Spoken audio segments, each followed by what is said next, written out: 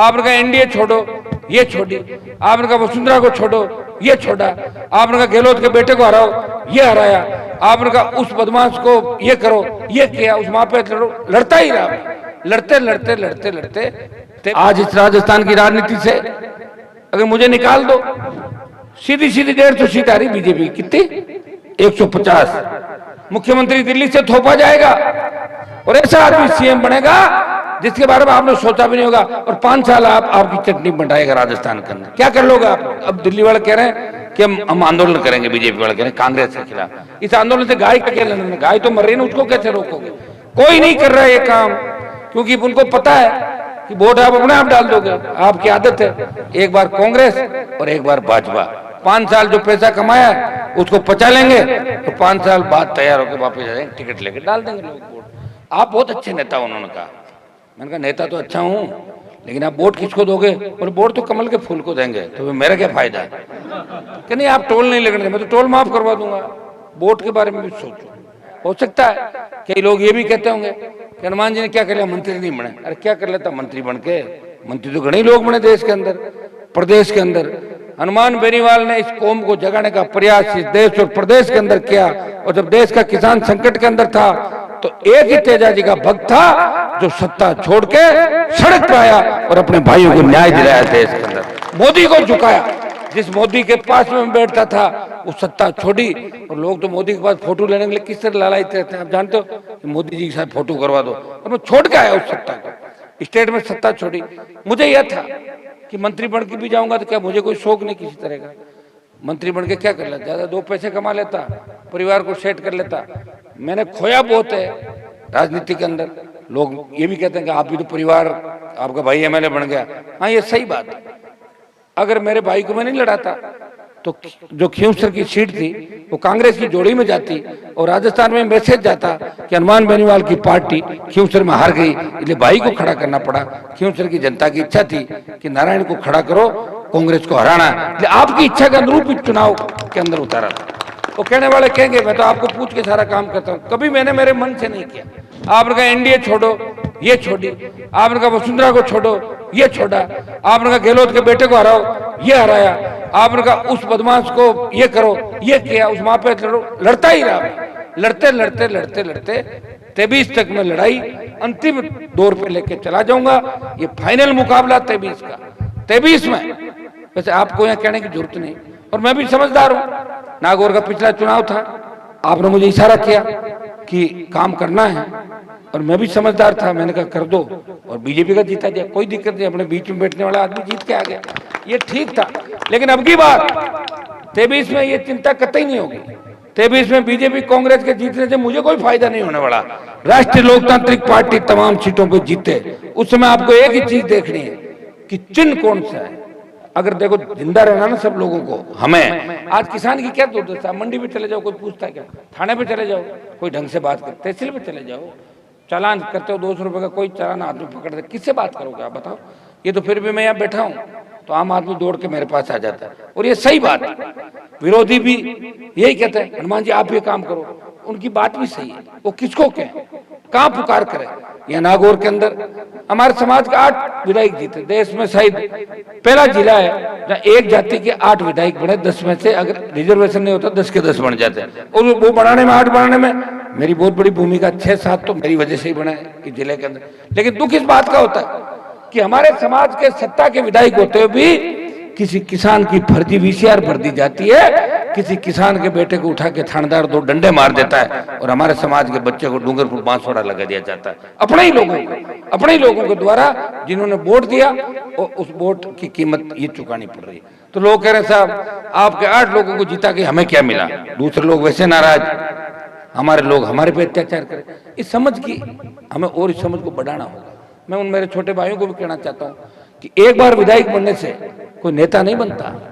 नेता वो बनता है जो 2-3 बार विधायक बने लगातार, तब उसको नेता मानते। एक बार तो कोई भी हो जाता है, काट के अंडी एक बार ही चढ़ती है सोन जी, दोबारा काट के अंडी नहीं चढ़ती। तो मैं आपको यही कहना चाहूंगा कि विधायक बना के भी हम तकलीफ के अंदर। विधायक हमारे 40 बने, 52 बने, 44 बने, लेकिन सीएम नहीं बना राजस्थान के अंदर असली किसान।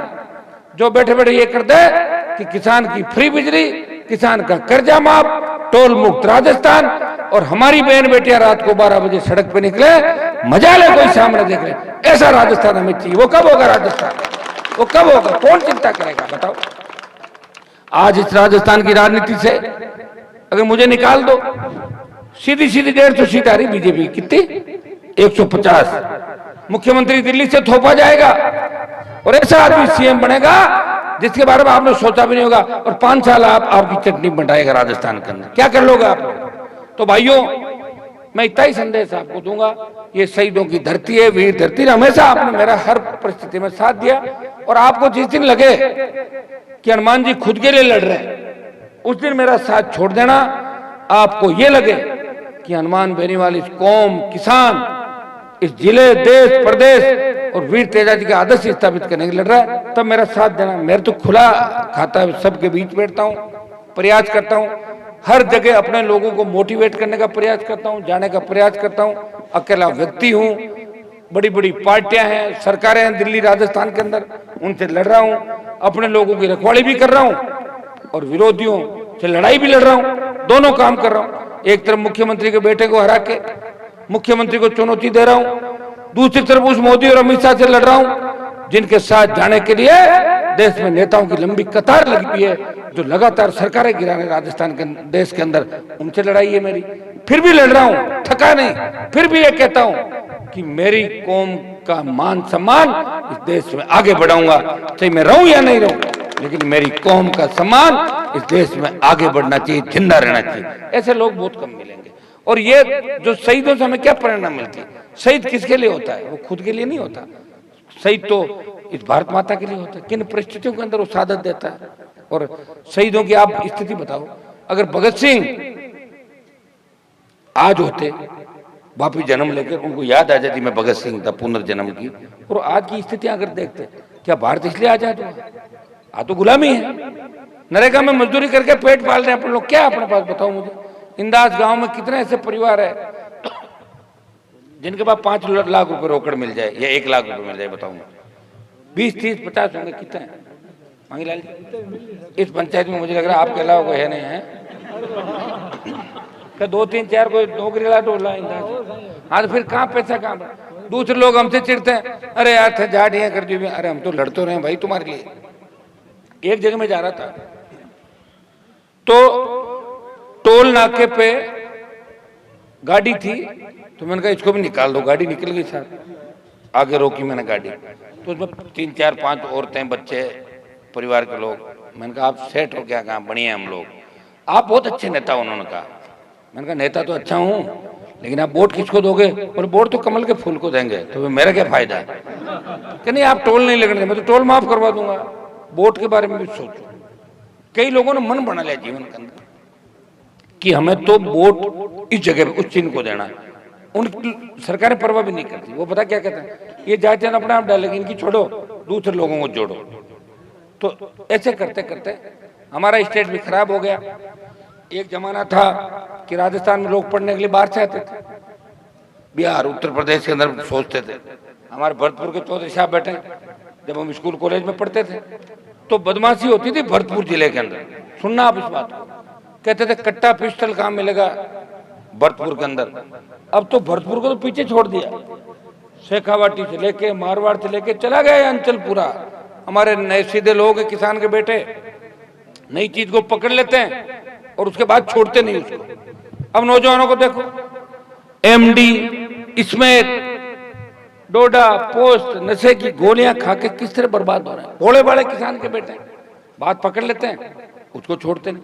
उस दिन की घटना बताओ, छोटी सी बात पे अपने ही रिश्तेदार, अपने ही लोग इंदाज से सरेआम पेट्रोल डालने का प्रयास करते हैं। दुस्साहस देखिए, डर नहीं लगता।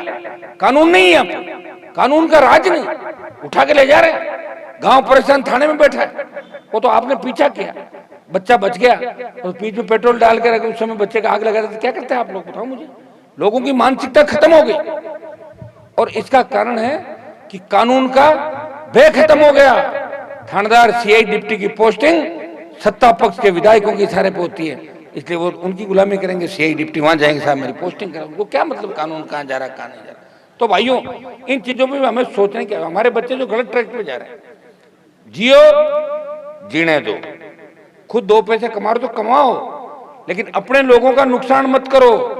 आज भी राजस्थान और देश के अंदर जब अखबार पढ़ेंगे तो आपस में जो मर्डर होते हैं जातियों में, वो 2 ही जातियों में होते हैं, या तो जाट का मर्डर करता है या गुजर का मर्डर करता है, दूसरी जातियों का मर्डर नहीं होते। बिल्कुल ये देख रहे हो नहीं देख रहे हो आप लोग? ये चीजें सोचने की है हमारे को। अभी छोटी सी बात में गुस्सा आता है, कर देते हैं, कितनी बड़ी विडंबना हो जाती है बताओ आप। इस सरकार में हमने एक चीज देखी, यहाँ तो 1 दर्जन से ज्यादा तो मंत्री विधायक है तो इस तरह की घटनाएं कराने लगे, कत्ल कराने लग गए, गैंगरेप कराने लग गए, कोई नहीं छेड़ेगा उनको। इधर सरकार बचानी है सीएम को, ऊपर सब सिस्टम मिलजुल गया, कौन सीबीआई आएगी, कब जान जाएगी, इतने में समय निकल जाता, न्याय मिलता नहीं है, लोग तड़पते रहते हैं, संघर्ष करते रहते हैं। अभी मैं जोधपुर के अंदर आया, बंजारा समाज के लोग मुझे मिले सर्किट हाउस के अंदर, साहब 17 दिन से बैठे हैं, बच्चा गुम हो गया, 5 साल से बच्चा गुम है, कोई नहीं सुनवाई करा, नामजद FIR करा रखी, पुलिस थाने लाते हैं, कह रहे हमने पूछताछ कर दी, जाओ यहाँ से। तो कौन सुनेगा उन लोगों को बताओ? गरीब की कोई नहीं सुनेगा। कोरोना में 50 लाख मौतें हो गई देश के अंदर, गहलोत मोदी पर आरोप लगा रहा है, मोदी कह रहा है कांग्रेस की सरकारों ने मार दिया, मरा तो आम आदमी है, अपन कहाँ जाएंगे बताओ मुझे? ये तो सारे ढंग के इंजेक्शन लगा के ठीक ठाक रह गए, गरीब आदमी इतना मरा, उसने इलाज भी नहीं कराया बेचारा। 2nd लेयर में आपने नागौर के अंदर देखा होगा कि ऑक्सीजन सिलेंडर के अभाव के अंदर किस तरह दम तोड़ा जवानों ने।